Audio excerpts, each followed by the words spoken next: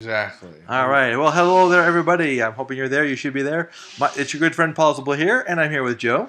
Hello. And today we're going to be talking about a movie subject that actually Joe doesn't have much specialty in, unfortunately. Spoof movies. I thought you were going to say all movies. Oh, no, you got some movies. You know, come on, science fiction, Star Wars, stuff like that. You know? But when it comes to spoof movies, just, we're going to use this term very loosely. We're talking about the bad, the good, and the very plain stupid, and we're not going to do it in any particular order, as you can already tell. But we're here to talk about movies that basically they think they're funny because they're taking scenes or they're taking concepts and ideas from other movies and they're twisting it, okay? There's lots of examples of these that come out all the time, mainly because they're so darn cheap, okay? For example, recently I saw 30 Nights of Paranormal Activity with the Devil Inside, the Girl with the Dragon Tattoo. Yes, the title is as stupid as it sounds, okay? Yeah, it looks pretty bad. Yeah, the movie is horrible, okay? As you can tell, they got the baby who's trying to be like the baby from the E Sign. They got the Girl with the Dragon Tattoo. They got Batman, Abraham Lincoln, Vampire Slayer, even a hint of Umbrella, Donald Trump. If you named it, they spoofed it, and they spoofed it very horribly. These are the people who don't plan on having a future in movies, okay? Don't ask me what possessed them to do it. Obviously, the devil inside is one of them, okay? Maybe it was the girl with the dragon tattoo did it. Exactly. Well, that's her, the girl over there. It's so funny because one part they do make fun of that I did appreciate. I will admit, they made me laugh once. There is a chuckle in there somewhere, don't get me wrong. Not many, though. And it's a long time coming. But one thing they do bring up is the question of why are we filming everything? It's kind of like Paranormal Activity, especially number 3, I think it was, where this guy realizes he's in a coven full of witches. I can't spoil the movie. It's too horrible to spoil. That said, the guy is in a coven full of witches. He's running around for his life trying to save a child, and at the same time, he's filming everything. He's running for his life. He's like, dude, use the camera and bash someone over the head with it. It's like, get some common sense. Do not be so stupid. You just can't help it. But you know what? These movies have it coming. Ultimately, it's the higher the levels, higher the devils. It's if you're going to make a movie, someone's going to make fun of it. Isn't there a saying like, the ultimate form of flattery is imitation? Yeah, imitation is the sincerest form of flattery. Yeah. No, it doesn't. Now, don't get me wrong. They're not all bad. This is a direct-to-video loser. You got to see movies like Airplane. Oh, awesome movie. This is one of the movies that really made it, Yes. Made by the Zucker brothers a long time ago, back in the early 80s. This is one of the reasons they took off. Now, spoof movies, don't get me wrong. Satires and comedies have been around since movies themselves, okay? But these are people who take concepts from other movies, like Airplane. Airport was the name of the movie. Airport 1978 was another version. Didn't this one have Barbara Billingsley in it? I can't remember if it's this one or the sequel. Yeah, I can't remember. I want to say it's this one, but I'm not sure. And by the way, just guys, if you ever liked the first one, never see the sequel. Yeah, the sequel was not that. Wasn't that the one with the shuttle? Exactly, the shuttle one. Yeah, that one was horrible. I had to admit, I still liked it. I liked Airplane too. The sequel, but you know what? Ultimately, Airplane 1 was funnier. Now, here's the big deal about it. If you ever listen to the commentaries, they explain a lot. David Zucker and Jerry Zucker were talking about how, in the first Airplane, it was very plot-driven, whereas the second one, it was more gag-driven. And of course, the two plots were almost exactly the same. Not too different. They changed a few things here, a few things there, but for the most part, it's about, Ted Stryker having to land a plane. That's literally what the whole plot is, Robert Hayes, though, brilliant actor. And Julie Haggerty, gorgeous actress. Wonderful talent, They had a really good cast in this one. Yeah. And I think that's what really made this movie stand out among other movies. Mm-hmm. Exactly. And so that's one of the reasons why the whole, spoof movie genre took off, was because of this movie. Don't get me wrong, there were other movies before, but this was one of those peak ones that a lot of people wanted to be like, Yeah. Done very well. Now, the next one, of course, is The Naked Gun. And I think this actually comes up before Airplane. Like I said, these are all based off of other shows, other ideas. So Police Squad was the name of the TV show. And The Naked Gun was the movie that came from that TV show. Decade apart. Yes. Police Squad was the 70s. Naked Gun was the 90s. And here's one thing nobody can ever forget.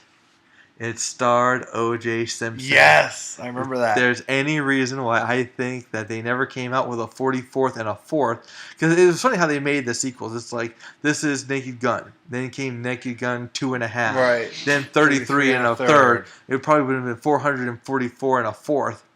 But the reason they didn't come out with that is because not long after the 33 and a third, that's when the whole O.J. Simpson thing happened. Right. I can still remember, just to give you an idea of the timing, I went into the Dollar Theater. And in the Dollar Theater, we saw O.J. again. And we're like, oh my God. It's like, what happened? You know? So that's how close they were to each other. Also, one interesting note about Leslie Nielsen here. No, is that Leslie Nielsen? Yes. Yes, Leslie Nielsen.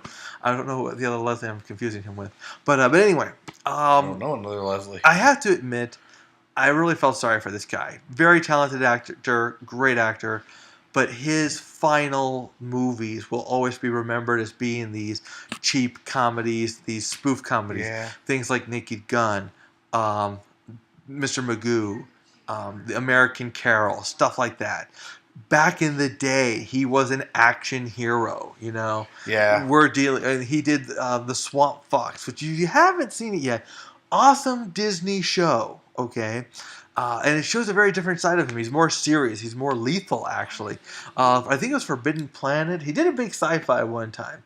Yeah, I remember something like that. Yeah, that's where he was known for. But remember, this guy was not always the goofy comedian, okay? He was very well known for being the very serious actor. And, you know, he's a talent that will be missed. Yeah, absolutely. Yeah.